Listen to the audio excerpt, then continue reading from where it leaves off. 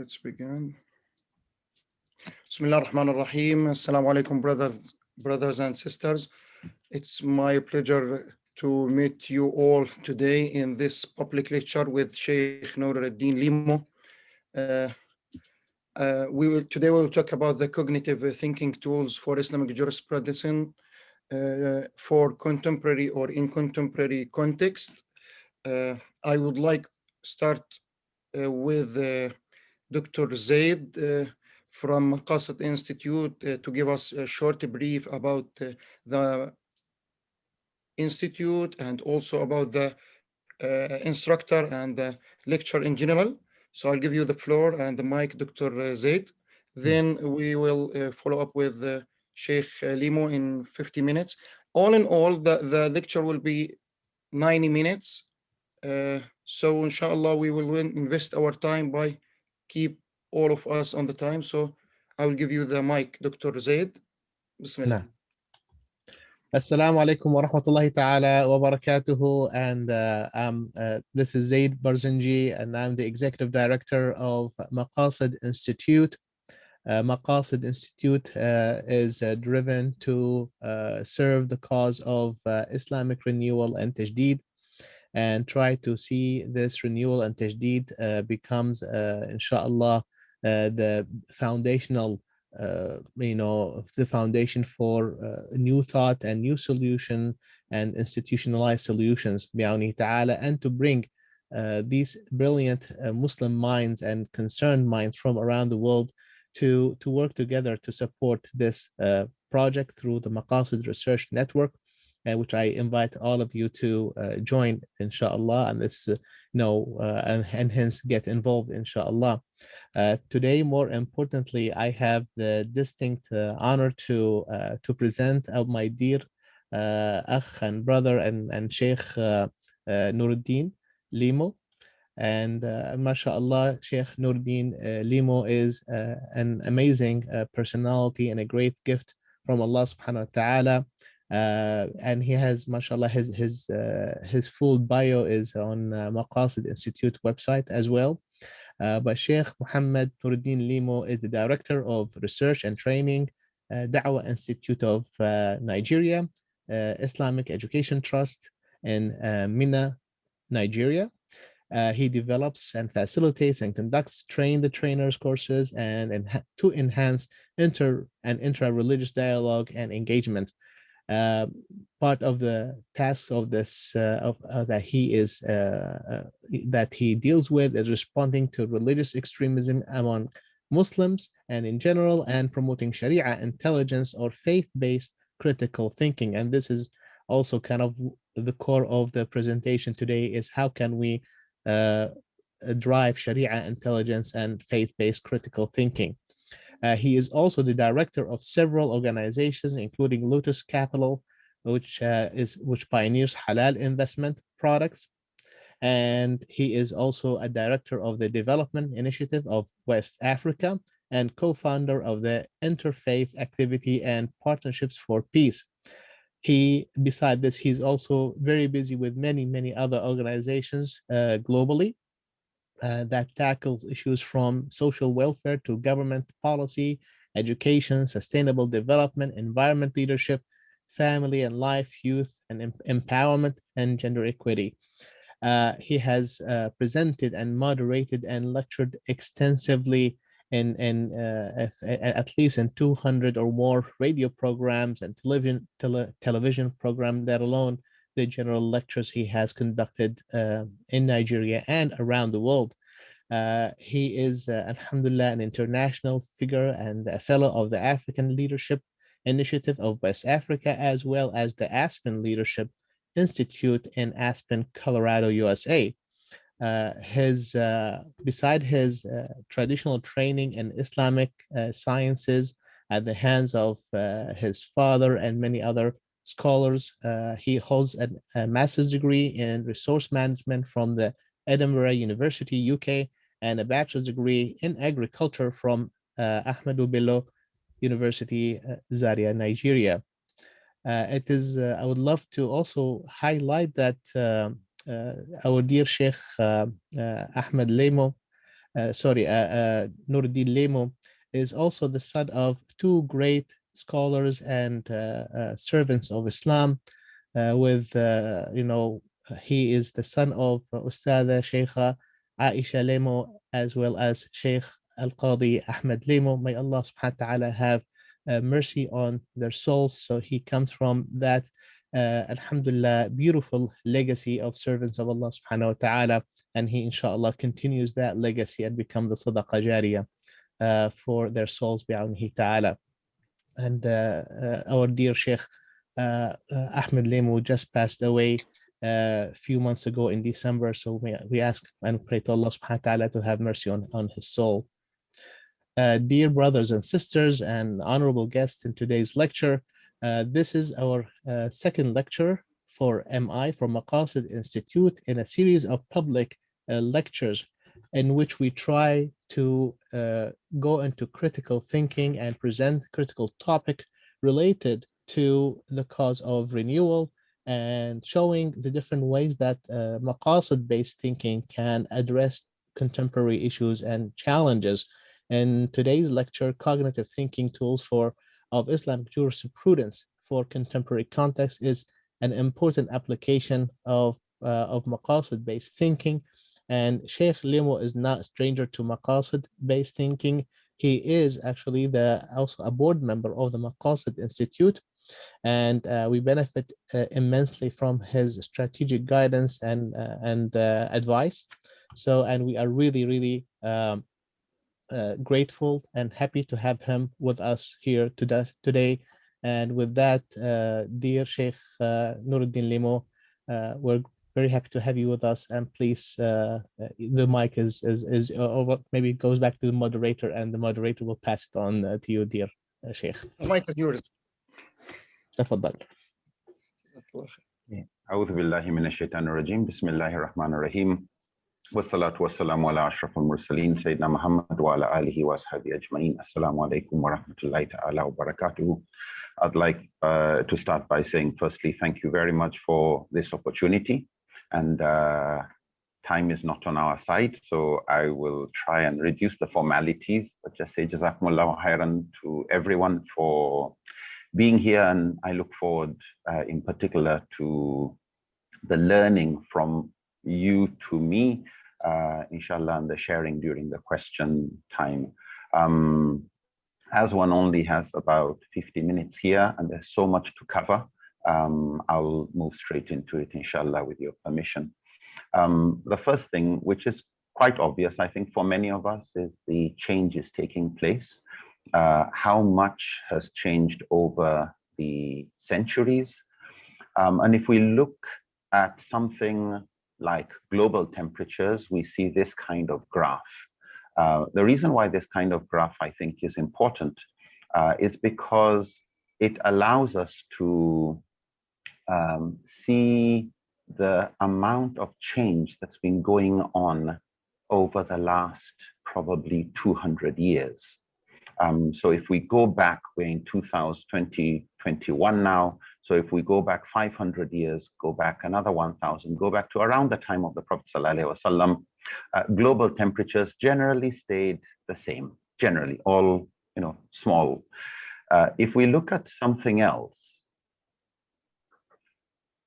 the composition of the atmosphere, and this is all coming from human activities, we see a similar kind of graph over the last 1,500 years.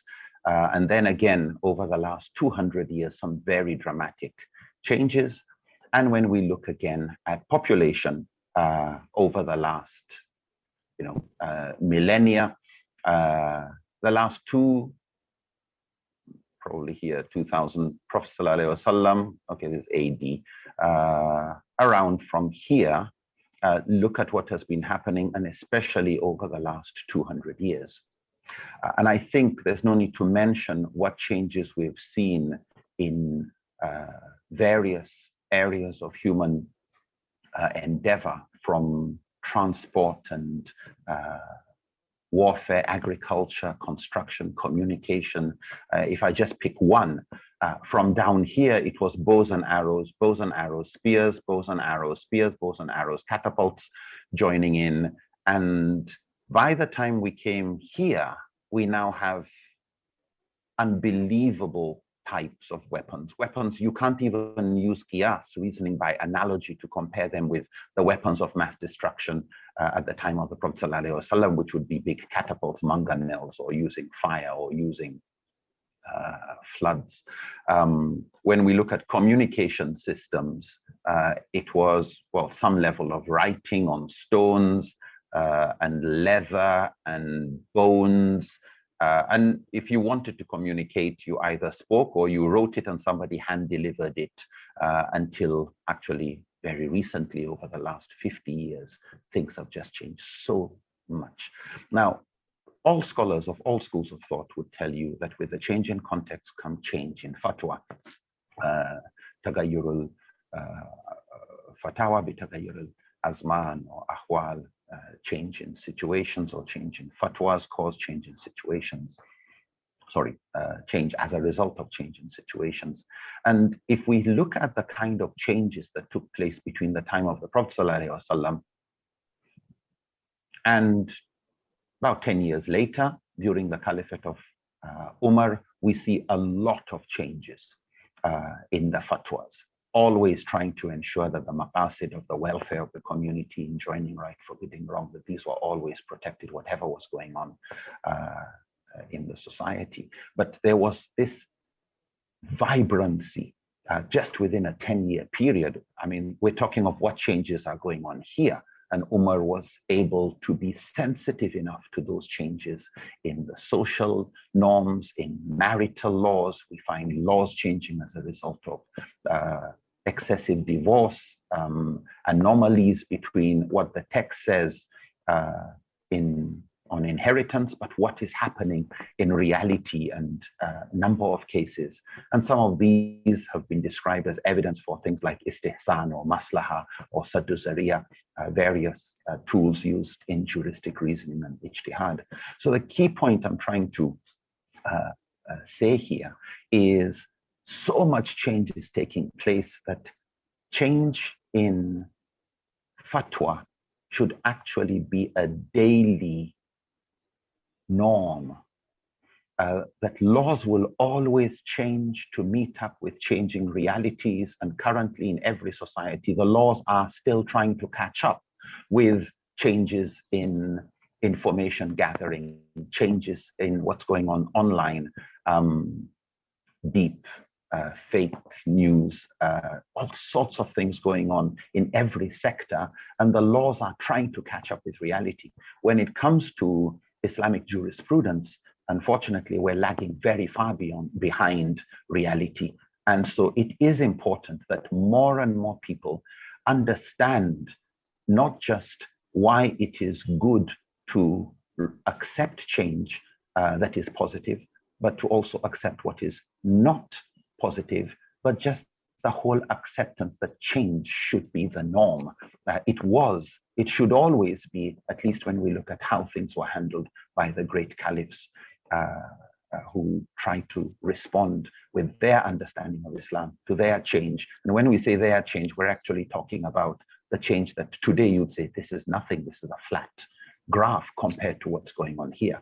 Unfortunately, one of the challenges we have is we don't know good from bad change when we see it. So the reaction seems to be all, if it's Islamic finance and it wasn't in one of the classical books, we reject it. If it's Islamic political thought and it wasn't in Al-Mawardi or some of the classical books, we reject it. If it is on Islamic medicine and it's not in a book by Ibn Qayyim or somebody on prophetic medicine, we seem to be very hesitant. So this presentation is really meant to give us a few tools, an introduction. My hope is actually just to generate curiosity. That's my key thing, to generate curiosity that I hope will help us want to learn more about this subject area of ijtihad and the thinking that goes into it.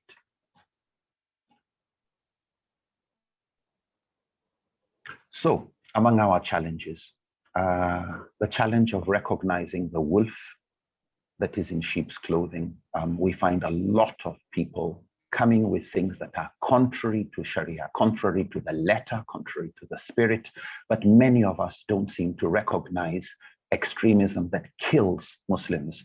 And if we look throughout Islamic history, while we've got all sorts of enemies throughout Islamic history, but I think from the point of view of body count, we don't have anybody who has killed more Muslims than fellow Muslims. And this is very true even today.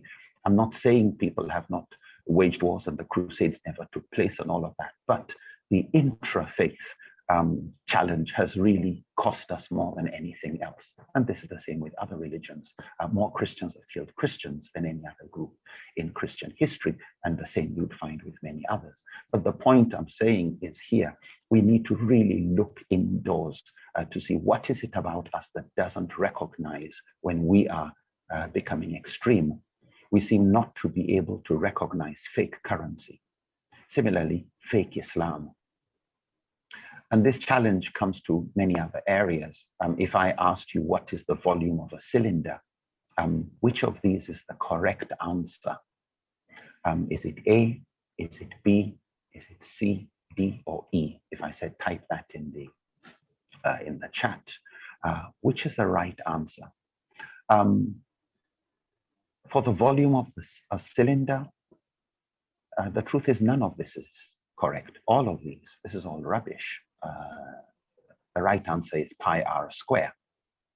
Pi r square, H, for the volume of a cylinder.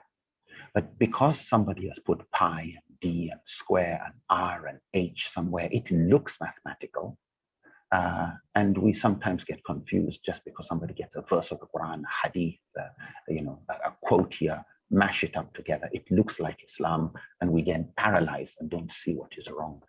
And so again, just emphasizing the importance of this. Does a cup of coffee that I make taste good, or is it bad? If I don't like it, I could say it doesn't taste good and it's not good. But is Islam like that? What we find is, just like with coffee, they actually have expert coffee makers, baristas, people who can tell you this is good coffee. And if you don't like it, it's not that the coffee is bad. It's you that doesn't know what good coffee tastes like.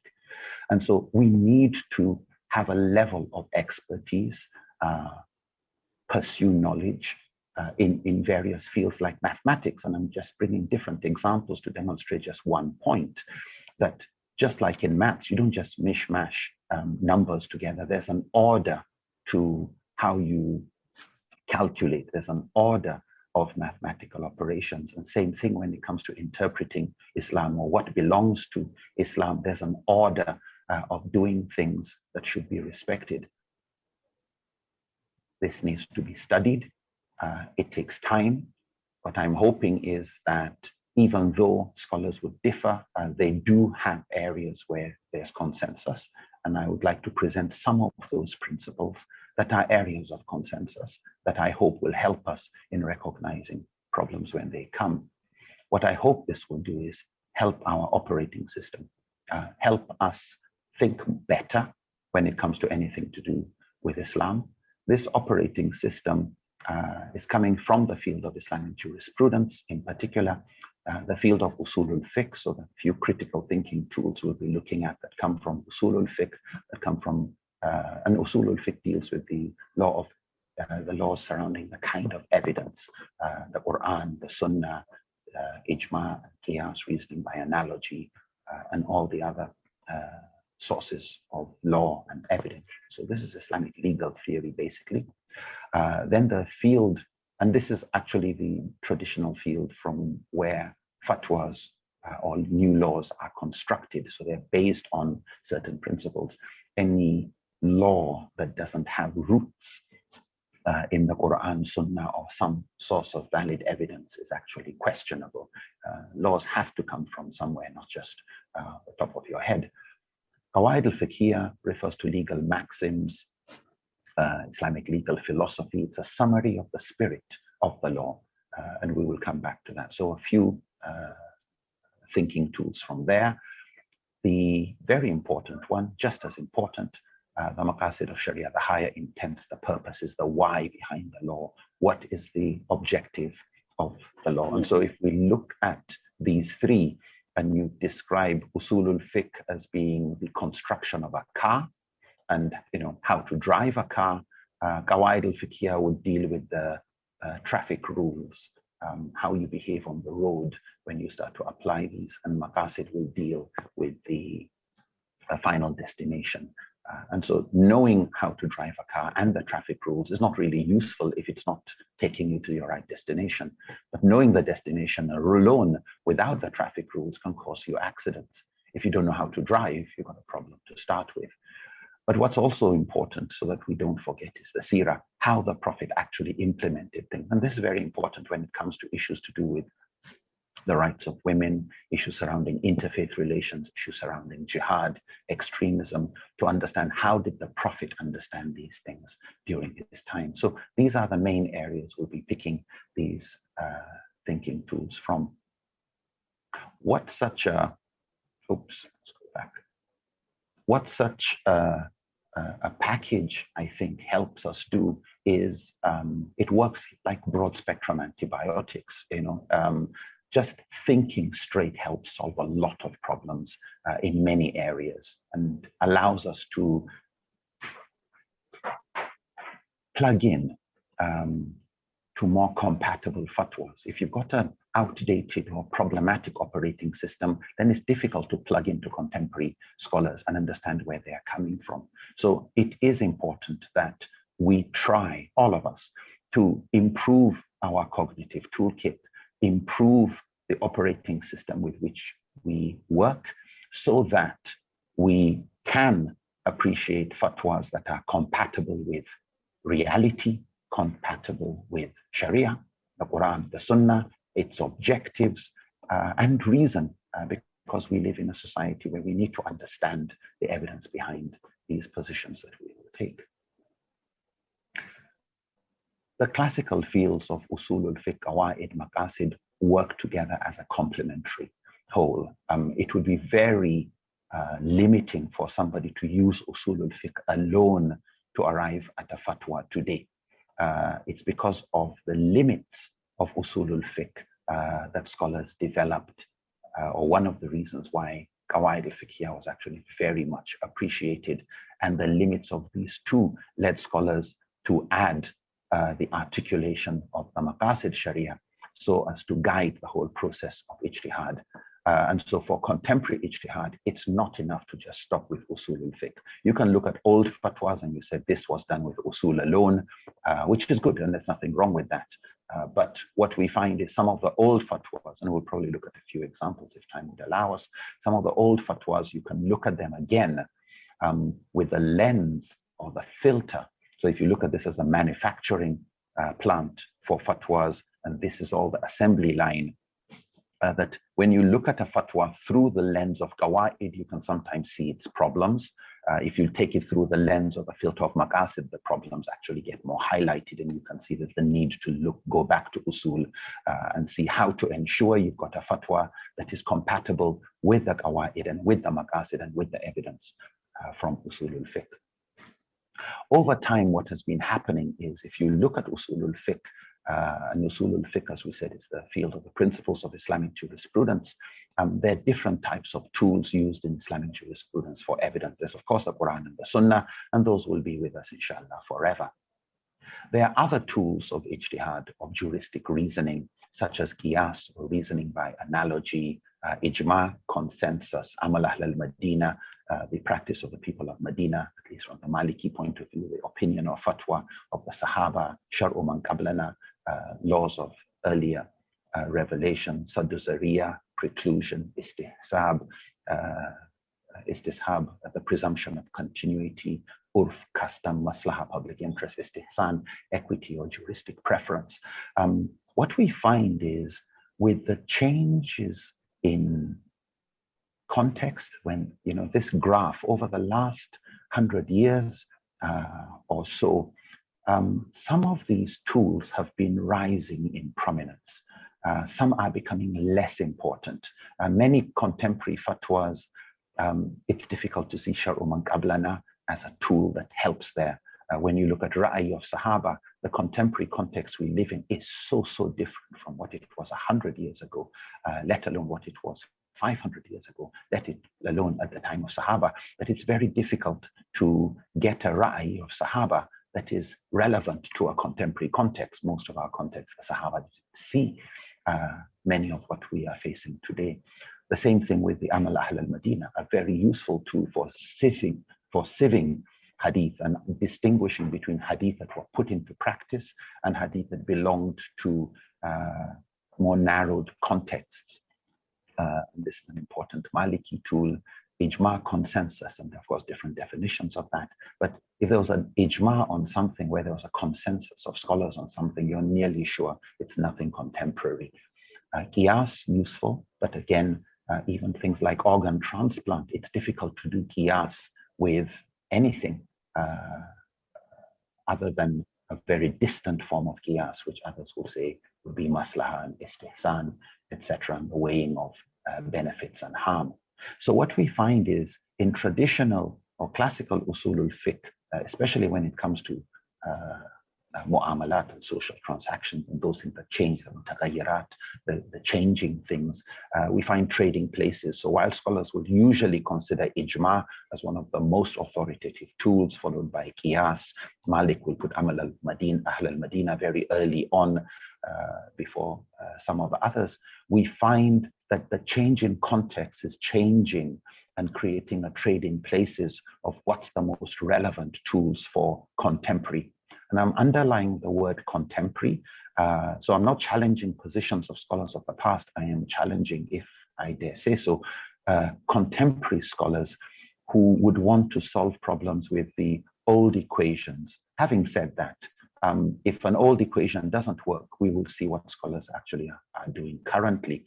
So long as you can take the fatwa through the whole assembly line of looking at the other critical thinking tools, I think we're fine.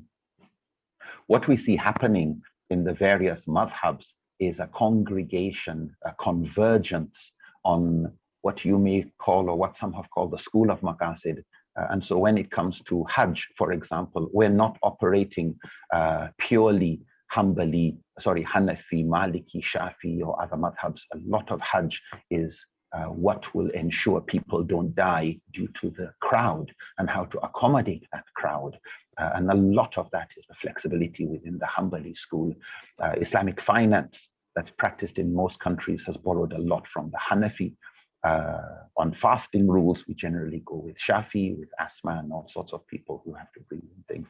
The Maliki school has been very critical in the areas of legal reform on the rights of women to divorce, whether their husbands like it or not.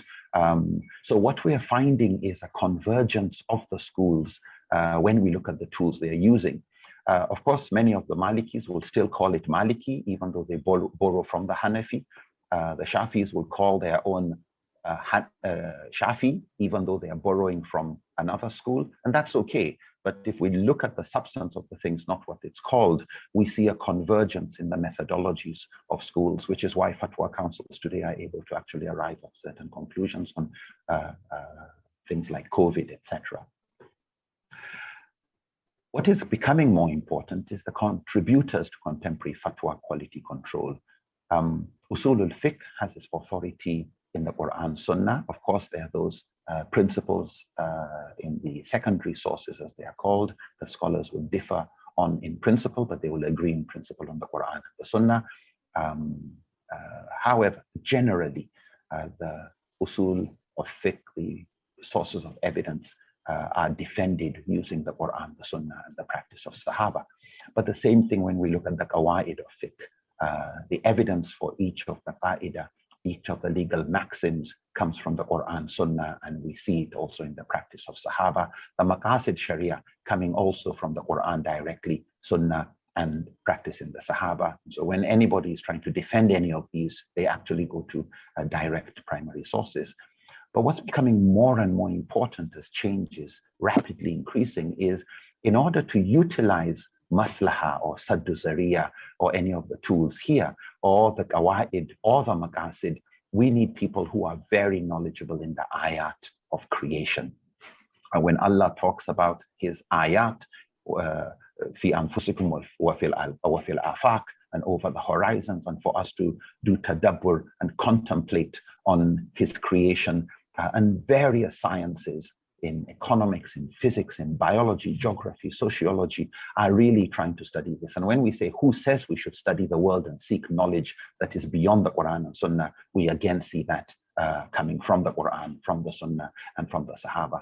And so in the cognitive toolkit, I'm mentioning these. While we will focus on jurisprudence, it's in no way belittling the importance of these. And so even experts in all of these fields, when it came to COVID, said, let us listen to the experts. What does the World Health Organization say?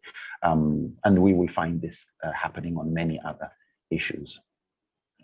And so for fatwa councils, we find the importance of the interdependence of all of these fields. And this is the sweet spot that has reconciled the principles of usul, maqasid, qawaid, and those who study the reality of the ayat of creation. There's a big spectrum of problems. Some are past, present. There's big spectrums of extremism on various issues. Some forms of extremism are very bloody and red, some very cold, somewhere in between, some form of balance. But what we hope is that these tools help us stay closer to the middle, not getting violent, at the same time not doing nothing about changes that are required. The first critical thinking tool, it's not cognitive in one sense that I'd like to touch on, is the heart. And I just want to touch on this because at the heart of everything is this sincerity, that actions are judged by intentions. And yes, good intentions don't make what is haram to be halal. I get that. But I just want us to recognize the importance of sincerity, of the role of our conscience, so that we don't kill our conscience because of what some scholar said or what somebody else is trying to say. And this comes from the hadith of the Prophet ﷺ. I will not quote the whole thing, where he says to Wahabisa, righteousness is what reassures your soul and your heart, and sin is what wavers in your soul and puts tension in your chest, even if people approve of it in their judgments again and again and again. And so this question of, ultimately, you don't blindly follow. You can follow with your eyes open somebody who you honestly believe this is a knowledgeable person, but be very careful about just blindly following, especially if Allah has made it possible for you to be more critical, and you see the cost of blind conformity in other religions, but definitely also in Islam. Another hadith about consulting your conscience, the Prophet ﷺ said, righteousness is serenity of the soul and peace of mind in the heart. Sin is not serene in the soul and not satisfying to the heart, even if the judge gives you approval. And so, the need to always remember that the day of judgment is a day when, what will protect you is not malan wala banun, not your wealth or property or anything you, progeny or anything you own. Illa man atallah bi qalbin salim, it's he who can come to Allah, or she who can come to Allah with a sound heart. So while we're talking on fiqh, at the heart of it all is a clear conscience in this area. 8 cognitive filters, tools for identifying and challenging problematic interpretations of the Quran and Sunnah in contemporary contexts, what you may also call a checklist of 8 filters against probable errors. We say probable because we may be wrong. We may be the ones who misunderstand things. Nothing wrong in the fatwa. It's we who have not appreciated or understood that fatwa. And there are more than 8, of course, but these are just being picked from these fields. And one is the importance of analysis of the language, the web of meanings when it comes to the Quran and Sunnah. And we can see this in many areas, when you find people saying, Ahl al-Kitab. What does Ahl al-Kitab mean? People of the book. Must they have a scripture? For some scholars, Ahl al-Kitab, kitab there meant revelation, any people who had a revelation. For some scholars like Ibn Hazm, if they had a scripture, even if they were not Jews and Christians, but came before the Prophet and had scriptures. And so some scholars consider Zoroastrian, some scholars considered Hindus as among the Ahl al-Kitab. Some people looked at them, no, this is a doubtful category. So various webs of meanings when we look at a verse that says, do not pray for the dead mushrik. Was the mushrik the same as a kafir automatically? Was the mushrik the same as Ahl al-Kitab? Were all Ahl al-Kitab mushrikun? We find verses of the Quran where Allah distinguishes between Ahl al-Kitab, people of the book. لم يكن الذين كفروا من أهل الكتاب والمشركون لتجدن أشد العداوة. Allah is saying you find greatest in enmity to the believers, al-Yahud والذين أشركوا, Yahud and mushrikun, and then closest in love you will find those who call themselves Christians. So we find the Quran using different terminology. So the need to really take terminology seriously. On topics to do with jihad, I find in issues to do with tackling violent extremism, the word, where there's a hadith where it says, Umirtu an uqatil, I've been ordered to fight people. But uqatil from qatala is reciprocal, a fight against, fight back, and not to initiate fighting. And so sometimes the need to really look at the meaning, and you need to be somebody who, of course, understands the language, but really good to make sure you've ticked, is the language really what it is being translated, or is there a problem in the translation? Another issue is, what does the immediate textual context of the verse itself indicate? So the need to look at the context of the verse within its own paragraph. And so on topics to do with jihad, for example, which is one that I've been working on recently, there's a -5 + 5 rule that we found very useful. -5 + 5 rule means go back 5 verses before and start reading and carry on reading 5 verses after. And so you would find, for anybody who wants to quote, oh, Quran verse this, verse that is telling you to fight innocent people, just do -5 + 5. You'd usually find the context of the verse alone clarifies that it is defensive, not offensive. It is also useful to look into the text's historical context. How was this verse of the Quran understood and applied by the Prophet ﷺ? Because if somebody is trying to tell you that a verse of the Quran is used to justify violence, then we are sure that verse of the Quran was understood by the Prophet and his companions. But if he didn't kill any innocent people, if he didn't do anything that would be described as terrorism, even Islamophobes are struggling to find evidence of Islam spread by the sword, and they can't bring any examples. So when we look at the seerah, it helps us understand whether our understanding of a verse of the Quran is right or wrong. Because if the Prophet didn't abuse any human rights, if he didn't understand the laws of war to justify, or laws of war and peace to justify terrorism, then how can you pick a verse of the Quran as your own justification, as if you understood it or understand it better than the Prophet and his Sahaba, who were there when it was revealed and who had the opportunity to implement? Some say when Muslims are strong, they should be harsh on non-Muslims. When we are weak, then we should be accommodating. But is that how the Prophet was during the conquest of Mecca? Was he harsh or was he forgiving? So the need to not just look at verses and interpret them as if we didn't have the Prophet and Sahaba who lived and implemented these verses. But to also look at whether these verses conflict with other more explicitly clear texts on the same topic, whether it's in the Quran or in the Sunnah. So the need to not take verses in isolation, the need to ensure that all interpretations are in alignment with the agreed universal maxims of Sharia. And this is why I think these qawaid al-fiqhiyya al-kulliyya, these universal Islamic maxims, as we've already said, are each based on the verses of the Quran, on the hadith. In other words, they full backing. Many of them are actually just alternative wordings, such as matters are judged by their purpose. This is a concern for consequences, that whatever you're going to do, the purpose, the maqasid of that action should be something that is valid.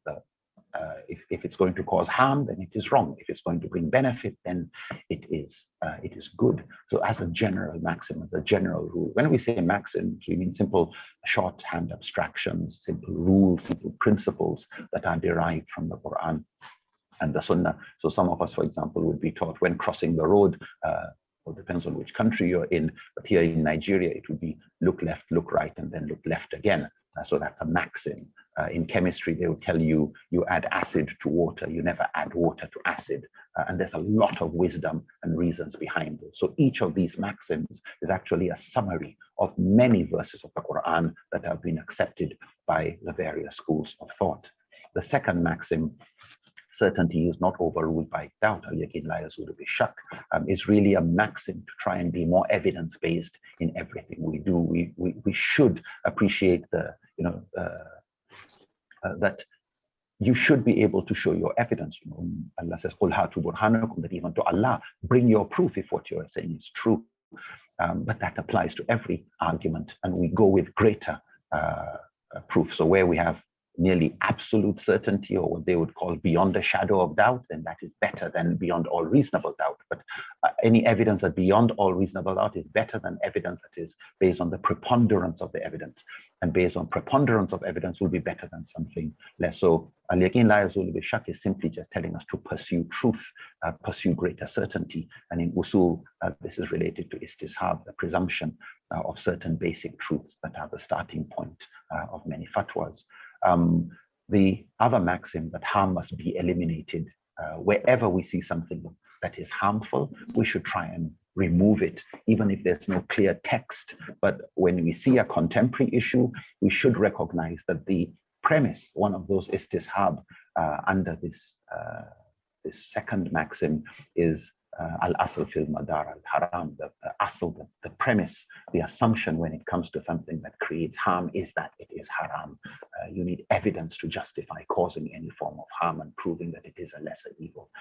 The other maxim is hardship begets facility. This is very victim-centric, that you should make life easier for people going through difficulty, show compassion, and respect good custom as a basis of judgment. This is really important because this maxim tries to protect us from cultural apostasy, from cultural, some cultures are very predatory, and Allah has created us into nations and tribes, lita'arafu, not to obliterate one another. Every custom, every culture comes from a community that had prophets in their own past, that had guidance. And if we look really carefully, we see a lot of common ground with fundamental teachings, but a lot of benefit for humanity, for which Allah says, lita'arafu, that you should get to know one another.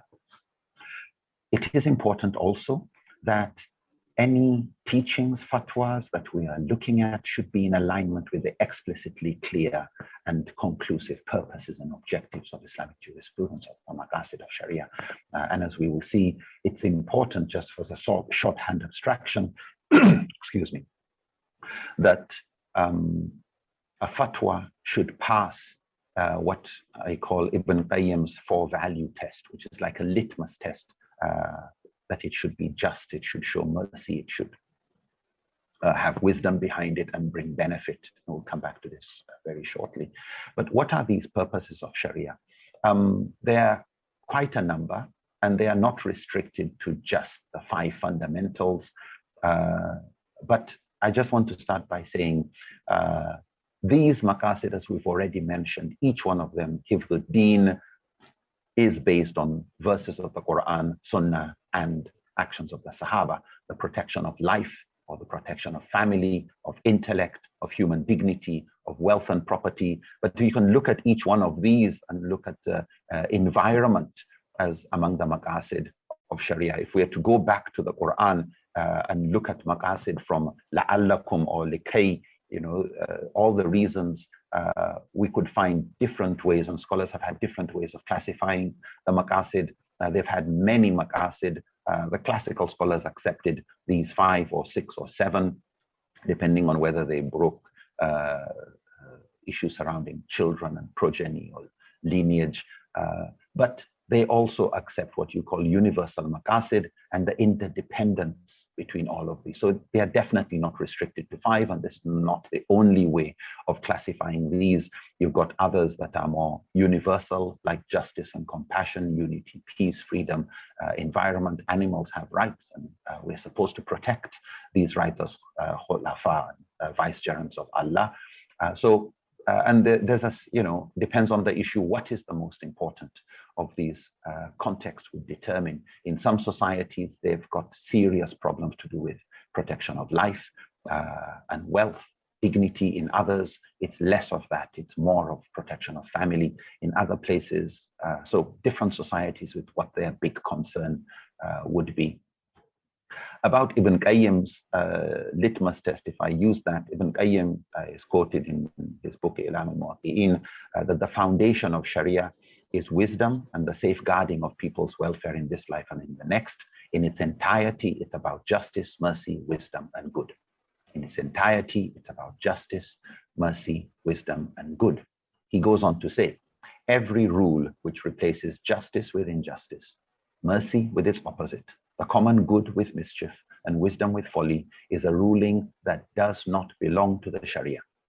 Every ruling which goes in the opposite of the maqasid towards the mafasid, injustice, the opposite of mercy being harshness or cruelty, the opposite of the common good, which would be mafsada instead of maslaha, instead of wisdom, it's folly. Anything that goes in the opposite direction does not belong to Sharia. And he goes on to say, even though it might have been claimed by someone to be according to some interpretation. This is because the evidence for justice in the Quran and Sunnah, the evidence that we should show mercy, and the Prophet was sent us on mercy, the evidence that we should be interested in maslaha and the common good, mu'tabara, that's clearly text-based, the evidence that we should pursue wisdom and consult those who know and ask is so solid in the Quran that you can't push these away because of some particular interpretation. You need to be sure that you are reconciling, harmonizing ijtihad with these values that are very mu'tabara, they are tied to text of the Quran and Sunnah. As we come to end of these critical thinking tools, I would like to also add the need to look at the text being quoted. Is it conclusive? Is it definitive, certain? Is it categorical when it comes to the authenticity? This would apply to hadith, for example. Is it qat'i thubut? And is the interpretation very clear, conclusive, qat'i dilala? Because if evidence has met these two requirements, that is, it's certainly authentic and the interpretation and the meaning is certain, then that belongs to what scholars describe as the ma'alum min ad-din bid-darura. It means it is established by the Quran and hadith that are mutawatir, multiple chained hadith that nobody questions. And they are ma'alum min ad-din bid-darura, meaning they are those teachings that are fundamental and essential to the faith. Those things that unite us, whether we are Sunni, Shia, whether we are Mu'tazila, the moment you hold on those, you are a Muslim. We may disagree with the rest, but we recognize that because of the level of presumption and speculation that may be in the authenticity of a particular hadith or the meaning, the moment scholars differ, then dhanni has come into the equation. And the moment there's a level of speculation, we need to calm down. We need to learn that this belongs to the area of khilaf. This is not, this is not something where you start takfir on when there is dhanni in the evidence. So whether it is dhanni thubut, a single chain hadith, and scholars differ on its acceptability. Sunni generally, of course, all accept single chain hadith, but don't look at it as a criteria for whether you are in Islam or out of Islam. And of course, the bigger ones would be the dhanni dilala, where there's a difference of opinion regarding the interpretation of a verse of the Quran. You find the mufassirun differing, or the fuqaha differing on the interpretation of a verse of the Quran, or they differ on the interpretation of a hadith, even if it's authentic, but they differ regarding its meaning and implications.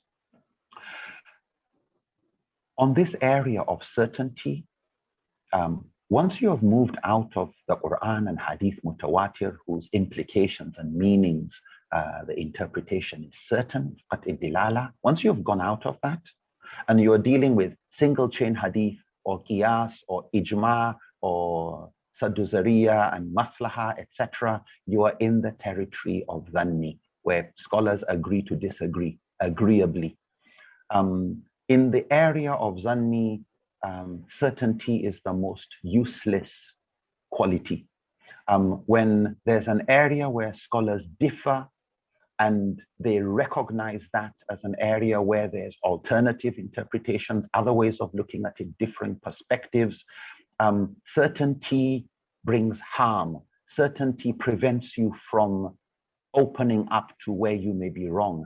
The kind of certainty that is useful there is the certainty for action, but that keeps the door open that you may be wrong also. So it's not 100% certain. It's in the words of Imam Shafi, I am certain that I am wrong with the possibility, sorry, I'm certain that I am right with the possibility that I could be wrong. I am certain you're wrong with the possibility that you could be right. So there's that intellectual humility when it comes to dhanni. And we should definitely not allow evidence that is based on dhanni speculative sources, or where the meaning is speculative, to break brotherhood and unity, which is based on categorical evidence in the Quran, our unity, wa'tasimu bihablillahi jami'an.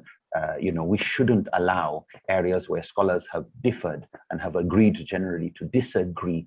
We shouldn't allow those to break unity that comes from clear text. In other words, again, respecting the qa'idah of al-yaqeen la yazulu bi-shak, but certainty is not overruled by doubt. Don't let issues you have doubt over, and scholars greater than yourself have doubted and debated, don't let that break things where scholars have no disagreement over. We're all Muslims. Others are still humans, even though we differ on them with this or that issue. The last point, and here again, I would say it with even some word of caution, but if an opinion is of, is an opinion that of long-standing recognized authorities, institutions, and specialists, and this is an area that creates problems. Scholars of the past have agreed on opinions relevant to their context. Scholars of the present may feel that the context has changed. And we will see, and I'll bring a few examples in the next few minutes, inshallah. But it is important we don't let the opinions of scholars of the past, which they use to solve their problems, prevent us from recognizing new opinions whose time has come. Otherwise, Allah has put cures for various illnesses in various substances. And we shouldn't say we are going to use medicine that people used in the past to cure problems when we find better cures for current problems. So we shouldn't do this with fiqh to say an opinion is more correct if it is an opinion of the past when it is related to a contemporary issue, or where contemporary scholars who have had the hindsight and ability to look at the diversity of opinions of the past and say what is most relevant. And we find this on many issues, and we'll try and look at a few examples. Just before I leave the topic, we touched a little on how did the Prophet understand it, what were the legal implications, is it a teaching of the Sunnah or was it just seerah? And this is important because it's necessary for us to distinguish between what was prescriptive, what did the Prophet say we should do, and whether it was descriptive, whether it was ghayra tashri', it doesn't have a legal implication. The Prophet did it, he ate with his hands, he spoke Arabic, but didn't say everybody must speak Arabic. He lived in Medina, he didn't say everybody should live in Medina. There were certain ways people did business. He's not saying that's the only way to do business. So the need to look at whether something is prescriptive, is it prescribing, or is it describing the color of dressing that people had. Today we have the ability to do more when it comes to colors. Just a second, please. Hello?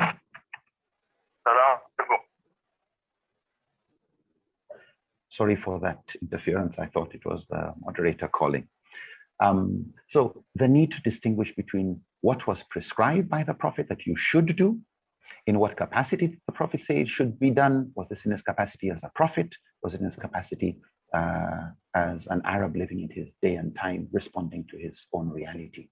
Now, the reason why I'm mentioning these as critical thinking tools is because I hope it'll help us appreciate when it comes to deciding which past or present scholars' opinion or which madhab to take when it comes to particular issues relevant to the past.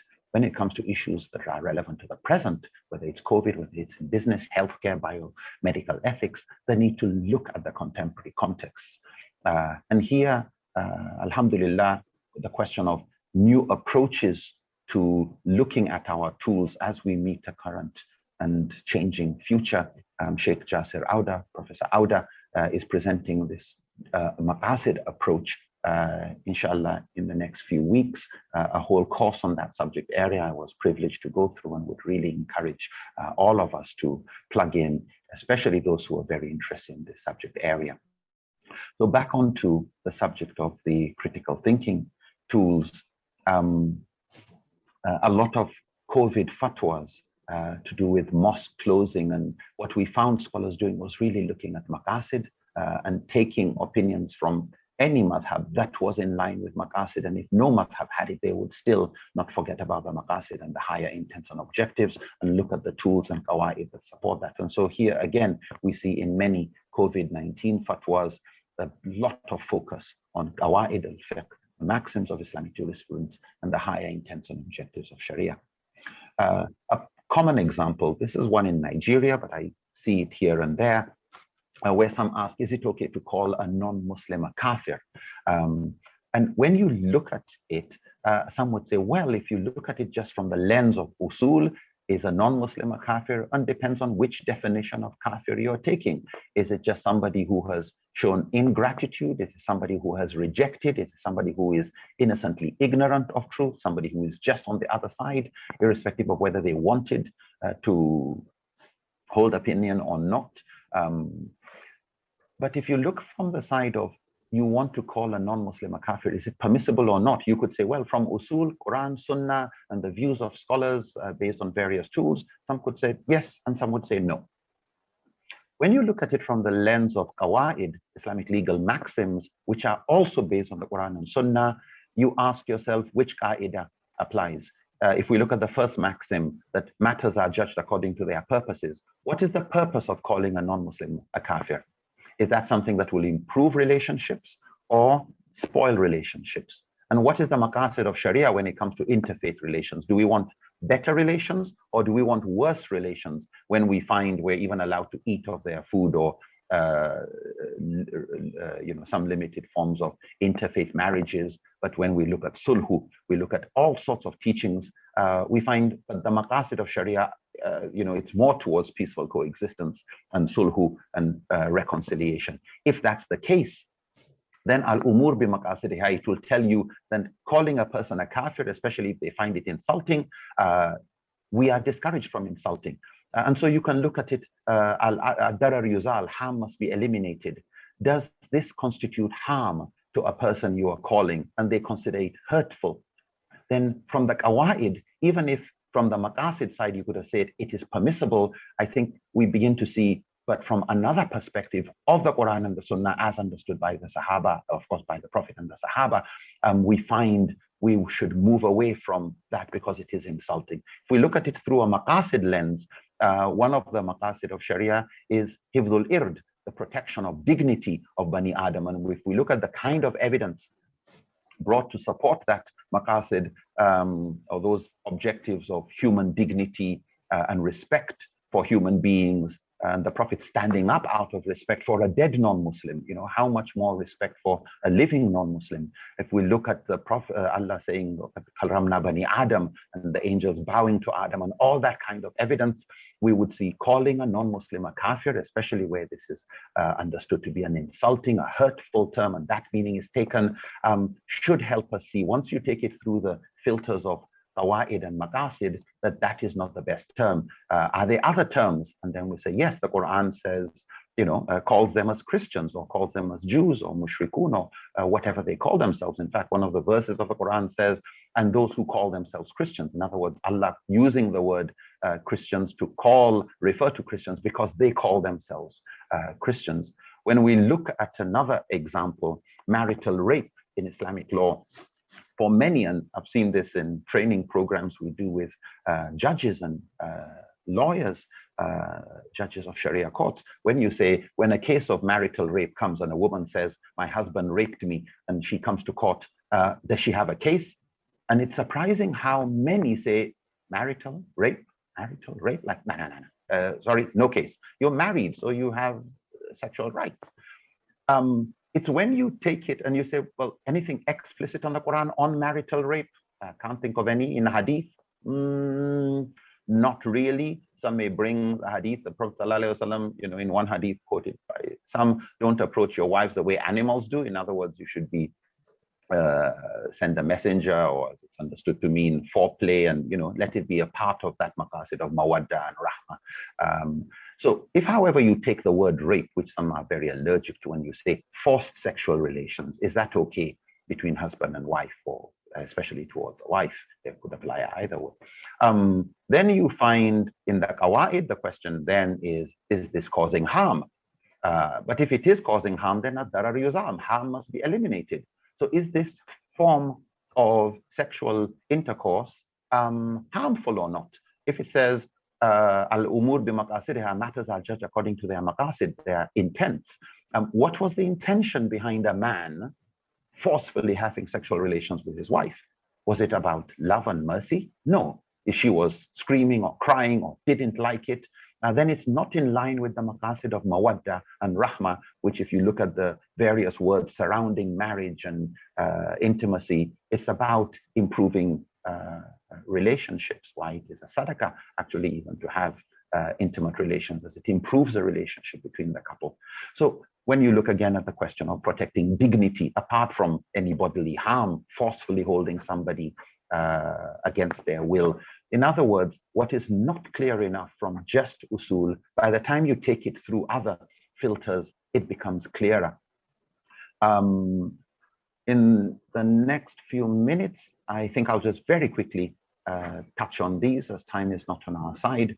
When we look at the evidence and punishment for rape in a lot of Islamic laws, in the contemporary context, we find qiyas being used, and the punishment for rape and the evidence for rape being similar to that of zina, because they just say, well, rape is just forced zina, or zina bil jabr.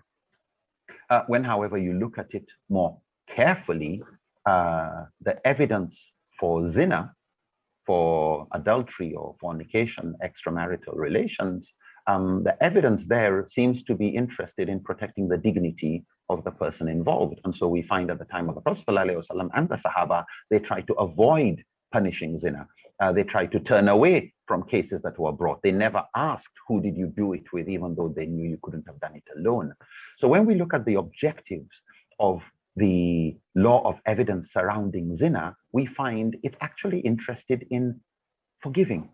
Even the requirement of 4 eyewitnesses to the act, you're not trying to catch the culprit here. Otherwise, why would you accept 2 witnesses, sometimes even 1 witness with circumstantial evidence, for a case as serious as murder, which is even greater than that of zina?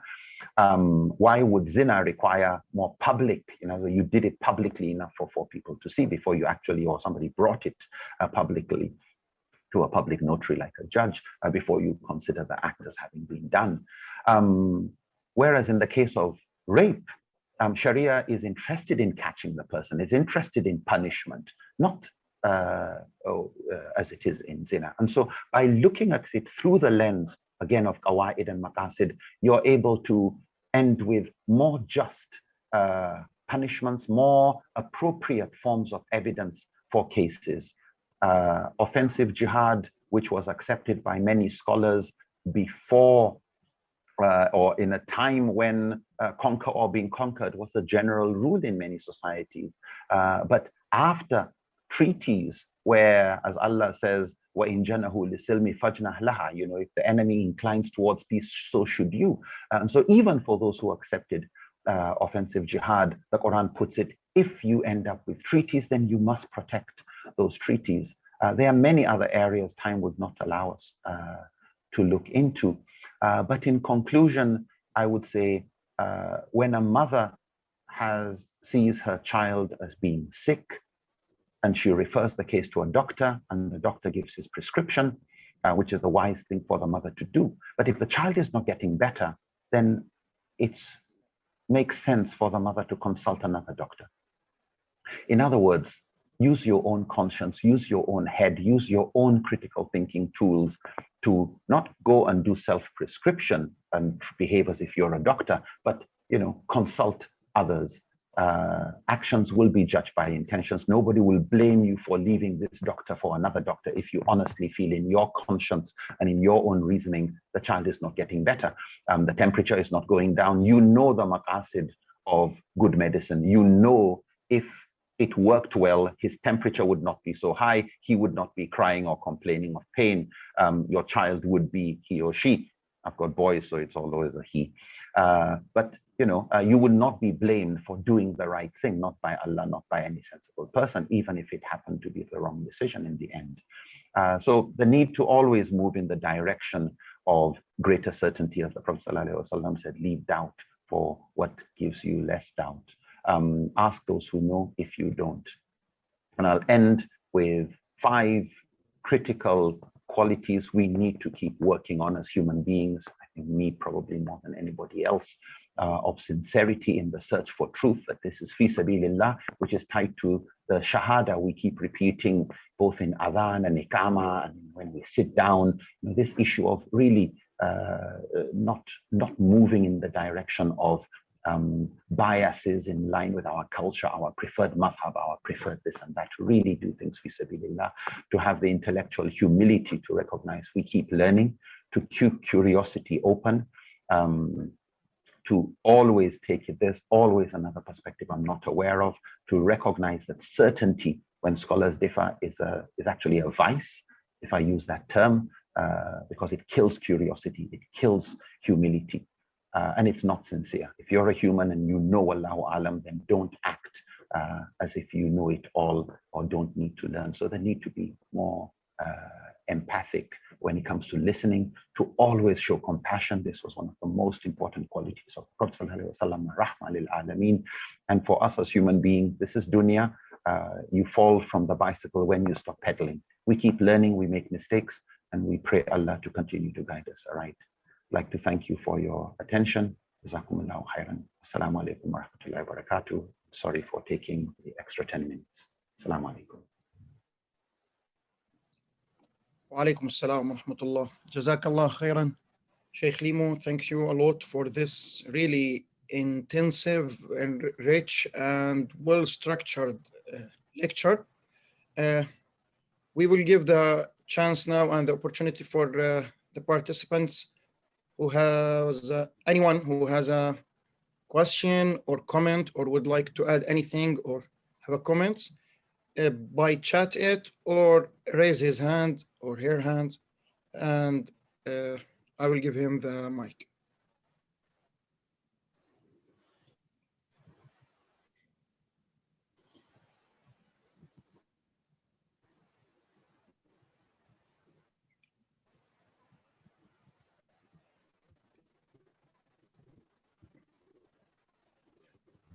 Okay, Dr. Basma. If no one have questions, I have a lot. So. Bismillah ar-Rahman ar-Rahim. Wassalamu alaikum wa rahmatullahi wa barakatuh. MashaAllah. Thank you for this lovely presentation. Very informative. Good new information, MashaAllah. An excellent review of some of the information. The comment that I wanted to make was in terms of the statement you made that in Islamic jurisprudence, we're lagging behind in our understanding of reality, or we're lagging behind reality, and that tends to be the case. I think for me, the most recent realization in my studies is not so much, it's definitely, I agree, we're lagging behind in reality, but it's not so much that that's the problem. For me, the problem is we're lagging behind in our understanding of the reality that the Quran is teaching us. This is where we're really lagging behind. So for example, when we're talking about the last issue that you mentioned, marital rape, and we look at the Quran and we say, does it say anything about that? Well, when we read something in the Quran that states, you know, your wives are a tilth for you, for instance. So in the contemporary understanding, women might take offense to that. I'm not a piece of land. I'm not this. I'm not a harvest. But if we understood the relationship that Allah subhanahu wa ta'ala is directing us towards, the relationship that we should have with the earth, with gardens, with what that means in terms of the marital relationship. If you are violent, if you are constantly tearing things from it, if you are hurting it, if you are not providing diversity, if you are not watering it, then the tilth will die. it will not produce, and it will be sick, and you will not have something for very long. And so I find that a major part of the problem with our understanding of our faith today, of Muslims today, is that we're either not seeing the guidance that the Quran is giving us, and when we do see it, we suspend our disbelief. We don't want to believe it. When the Quran tells us that animals are communities like you just brush it off. Well, what does that mean? You know, I'm still going to take that cat from its mother, and I'm still going to take the kittens, and I'm still going to kill the cow in this way, because, you know, that can't really be true. They really can't be communities like ours. Or you're told that your wife is a tilth unto you, and you're like, well, what does that even mean? We no longer have the relationship with the earth that Allah subhanahu wa ta'ala is telling us we must have. And so we look at the Quran and we say the guidance isn't there. And the guidance is there if we had the relationships that Allah subhanahu wa ta'ala points us to with the earth, with the universe, with Allah subhanahu wa ta'ala first and foremost, then we would see that guidance and we would not need necessarily to look much further. So that is just a comment. And of course, your feedback on that is very welcome. But I think that's where my journey is increasingly taking me. Let's understand the realities, really truly understand them, and really truly believe them. This is going to be a very different faith if we can do that. Thank you. Oh yeah, no, I entirely agree with you. And I think, especially if you look at it from a desert environment, here where we live, okay, maybe not now, we've destroyed a lot of our environment here, but you know, there are parts of the world where nearly anything you do with the ground, it's fertile, it's moist, etc. But if you look at the context in which this was revealed, as you said, the relationship with a very fragile environment, you really must take care of it. Any little mistake. And so this whole issue of the maqasid of the Quran, you know, because that's the primary source of our understanding of values, very important. And I think what we need to see happening is introducing more scholars who have done and who can do commentaries on the Quran, but who can come with experts in the ayat of creation to contribute to that area. And this is where I think we need to recognize that just as we have people we call ulama who are scholars of hadith, we have ulama who are scholars of tafsir, we have ulama who are scholars of fiqh, and ulama who are scholars of usul, and ulama who are scholars of this. We need to recognize people who are ulama but are scholars of other areas of the ayat of revelation, of ayat of creation, because I think it is in their commentaries on certain ayahs that they can actually expound more, just as you did. And I think your own interest in environment, your own living in a society which is very environmentally conscious. We've seen what has happened to the environment. So anytime the Quran touches on an issue to do with trees, or hadith tells us something on tree planting, it means a lot more today than it probably meant 100 years ago. Or before that graph in our change really helped us appreciate how many civilizations disappeared because of just something as simple as their treatment of the earth and the kind of agricultural practice they had. So I think the need for us, and I know Ibn Ashur in his tafsir, but I think we need more contemporary scholars and multidisciplinary scholars who have comments to make. Not the kind of comment on scientific verses of the Quran to show a scientific miracle, or this has, I'm not completely against that, but I also recognize its limitations, but who can expound on the values that we are being taught so that we see, as you say, what you see on all dimensions of life as the Quran presents it. Allahu Alam. Thank you. Thank you, Sheikh Lemu. We have a question from Yasser on chat. If Dr. Yasser wanted to talk, that's good. Or you could just read the questions. What is the most in Islam? What's in your opinion? What is the most in Islamic law maqasid قطعي الدلالة or مقاصد ظني الدلالة.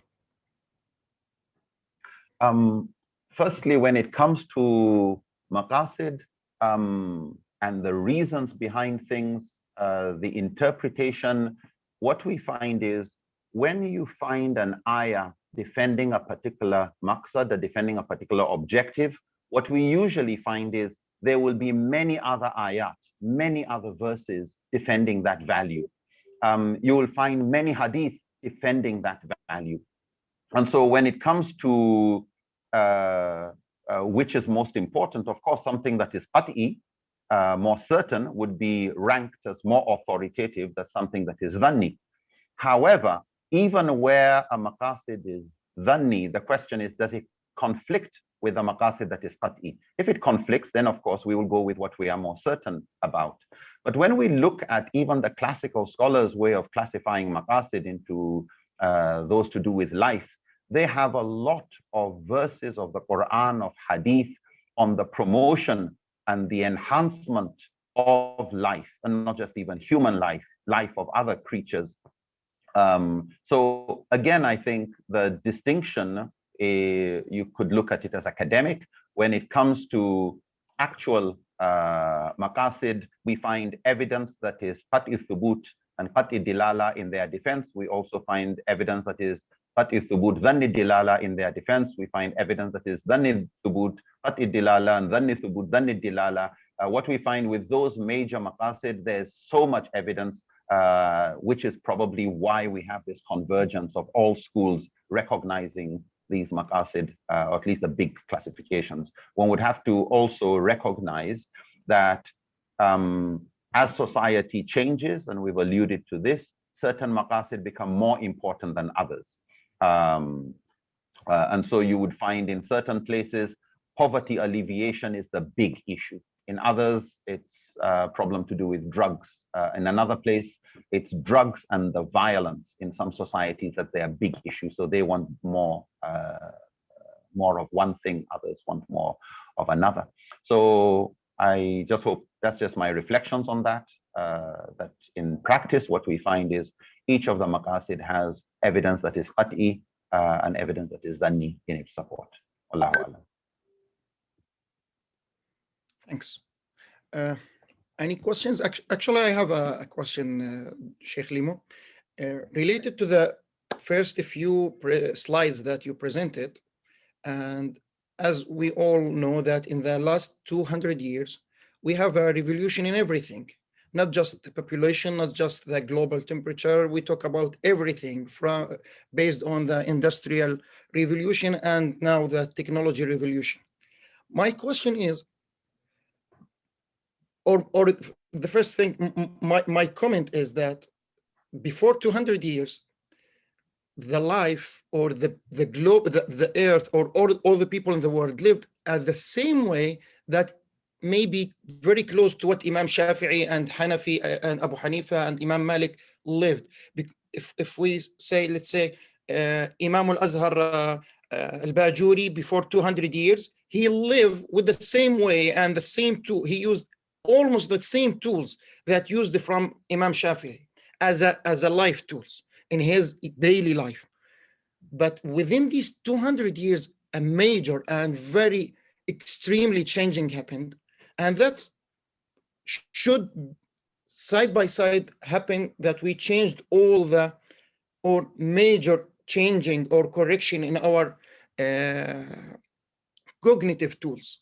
And if we just put شرع من قبلنا والاستحسان المصلحة المرسلة and all these major tools as a rule that we should follow it, actually we'll reach to the same results. How we could use the same main tools and expect different results? Okay. Let's take two tools, for example. One tool is responsive to context. So maslaha, for example. Maslaha is very responsive to context. And so what would be maslaha when it comes to a particular health issue, etc., 200 years ago, 500 years ago, would be different today, but the tools today would still be maslaha. In other words, you will still look at public interest. But in assessing public interest, we have more data now than we had before. In assessing impact, we have more data now. So we will still use the concern for maslaha, but we have better diagnostic tools, not just in healthcare, but in environment. We know more of what's going on in our environments than was known before. And so it's still the same tool, but refined with more data and more analytical instruments. So when we want to measure whether this is a greater or lesser evil today, is the benefit greater than the harm, we will still go with ahafud dararain. We will still go with the lesser evil. However, in assessing whether that is a greater or lesser evil, we have many more tools for impact assessment, cumulative impact assessment, health impact assessment. We have data and computer software that help us in risk assessment and knowing which is a greater or lesser evil. So you will find a tool like Maslaha, which is really a maqasid tool. It's concerned about maqasid, will still be relevant. Whereas a tool like Ra'i Sahaba, it would be difficult to take that into the future on many issues. A tool like Saddu Zaria, preclusion. Actually, if you look in most societies, most laws are Saddu Zaria. Most laws are restricting on issues that had no restrictions before. It is where everything is halal except what is haram, but we are realizing if we don't come up with new traffic rules, if we don't come up with new rules of on handling communication, people would abuse the halal and create harm. So Saddu Zaria is still a relevant tool, but how would we measure the benefit and the harm? So the tools of measuring have changed. We will still buy and sell. We will still use measuring instruments, but we will use more accurate measuring instruments today that can measure not just kilograms, but grams and more accurate ways of measuring. So what we find is in the tools of usul, say for example, one more tool, urf, local custom. Local custom is something that every society has had, and it protects their identity and something they are proud of. And we still have, yes, we've got cultures being predatory. The number of languages in the world are reducing. So there's, costs and benefits in that. However, we still have to respect and recognize that it was part of the sunnah to respect people's urf, and that in other people's urf, you actually had good things. During the time of the Prophet ﷺ, there were rules the Prophet wanted to make regarding, say, the permissibility of a man having sexual relations with his wife who was pregnant, or the permission for a woman who was lactating to have sexual relations with a husband and have another pregnancy. All sorts of things the Prophet ﷺ wanted to do, but he realized, and he would say that he found that it wasn't harming the Persians or the Romans, and therefore he didn't prohibit this or that. Some things, the Battle of the Trench, where another culture had a war strategy that was useful, but because among Muslims were those who knew what was going on elsewhere, they were able to bring in that as a maslaha from a different urf. And so we find this cultural exchange as part of the sunnah of the Prophet ﷺ, and something we will continue to use. So even though things are changing, the methodological tools, and of course we can look at how to improve them, but I think you will find there are some tools that are very relevant, and we continue to use them in all sorts of laws. Maslaha, concern for public interest. If you tell any lawyer, he will say, oh, that's very important. Overriding public interest. Equity in law, we call it istihsan. Difference is really more where it derives from. Is something judges will always do. Saddu Zaria is what they will always do. So I think while a lot has changed, we find some tools definitely becoming more and more relevant compared to other tools, but not the whole package of usul being irrelevant.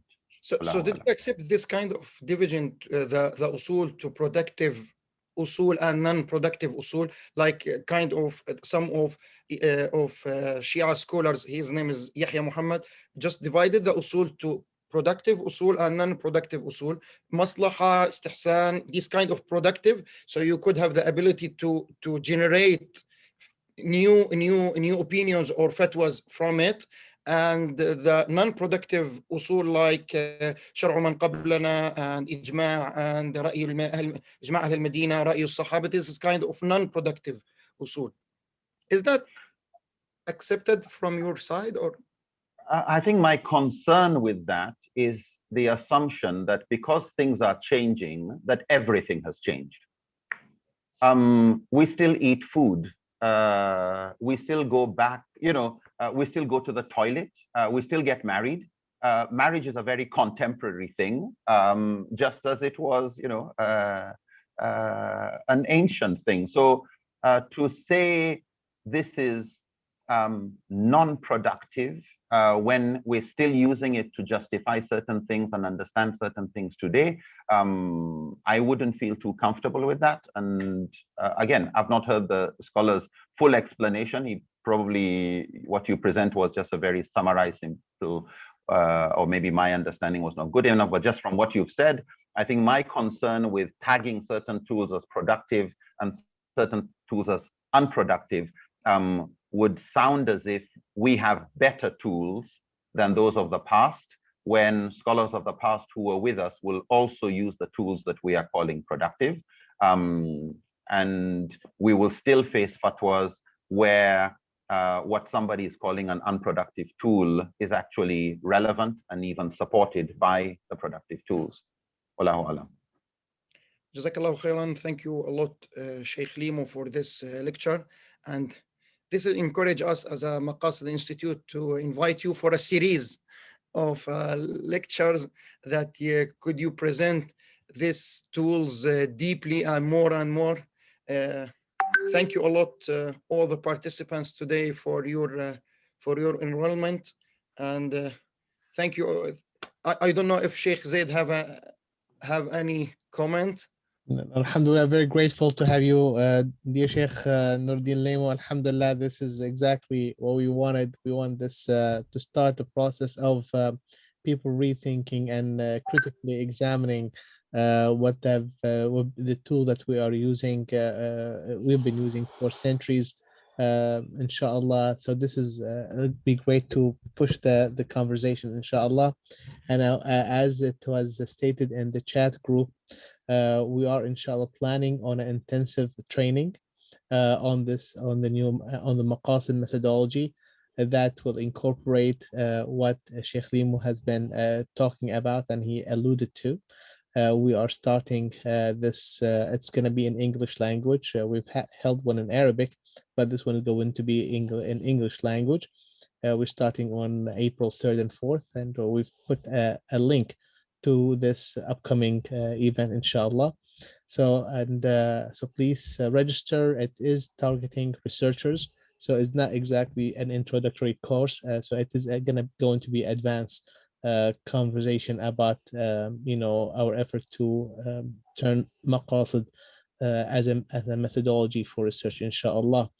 And again, we're very grateful for your presence with us today, Sheikh Nuro. Inshallah, we'll see you again in future program, bi'awnihi ta'ala.